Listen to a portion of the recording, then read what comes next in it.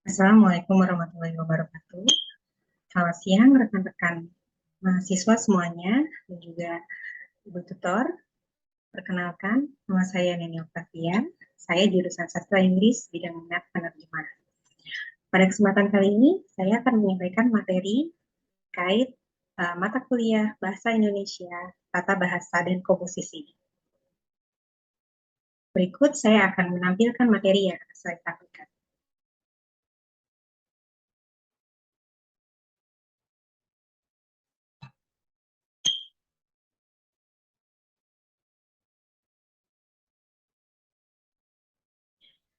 Oke.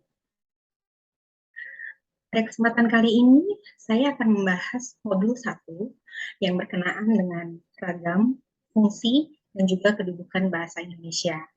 Menurut saya hal ini penting sebelum kita mengulas lebih jauh mengenai tata bahasa dan juga komposisi.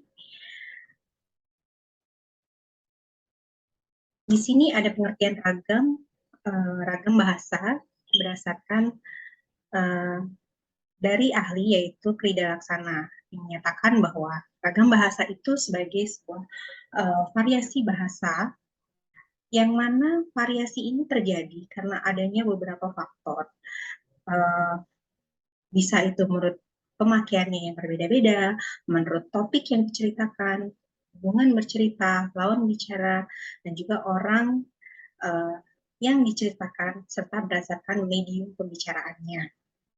Seperti yang kita ketahui bahwa ragam bahasa yang ada di Indonesia banyak sekali, bahkan mungkin tidak terhitung. Hal ini terjadi karena memang di Indonesia terdiri atas negara kepulauan, yang mana di sana juga terdapat berbagai macam suku, bangsa, istiadat, dan eh, perbedaan letak geografis ini juga mempengaruhi terjadinya variasi bahasa. Variasi bahasa yang berasal dari bahasa daerah biasanya disebut dengan logat atau dialek. Karena di Indonesia memiliki berbagai macam ragam bahasa, maka dari itu di sini perlunya satu bahasa yang dapat digunakan untuk menyatukan ragam bahasa yang bermacam-macam ini sebagai satu dasar atau pokok, yang mana itu digunakan bahasa Indonesia. Nah, di sini terdapat fungsi ragam bahasa. Ada dua fungsi ragam bahasa, yaitu ragam bahasa rendah dan juga ragam bahasa tinggi. Fungsi ini untuk ragam bahasa rendah itu diperoleh memang secara natural, seperti bahasa ibu, dan juga karena dia berfungsi sebagai komunikasi untuk percakapan sehari-hari yang memiliki suasana akrab, santai, dan juga kekeluargaan.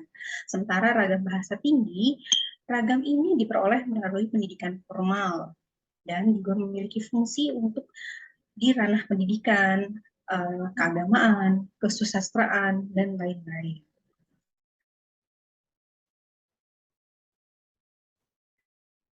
Di sini pentingnya fungsi bahasa Indonesia dan juga kedudukannya di antara berbagai macam ragam bahasa yang ada di Indonesia.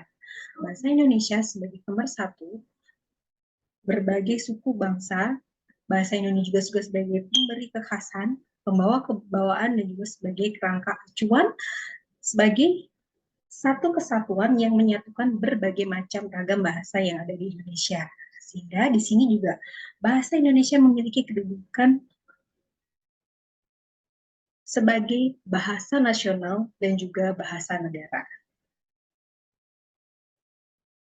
Demikian penjelasan saya terkait ragam, fungsi, dan juga kedudukan bahasa Indonesia pada kesempatan kali ini. Assalamualaikum warahmatullahi wabarakatuh, dan terima kasih.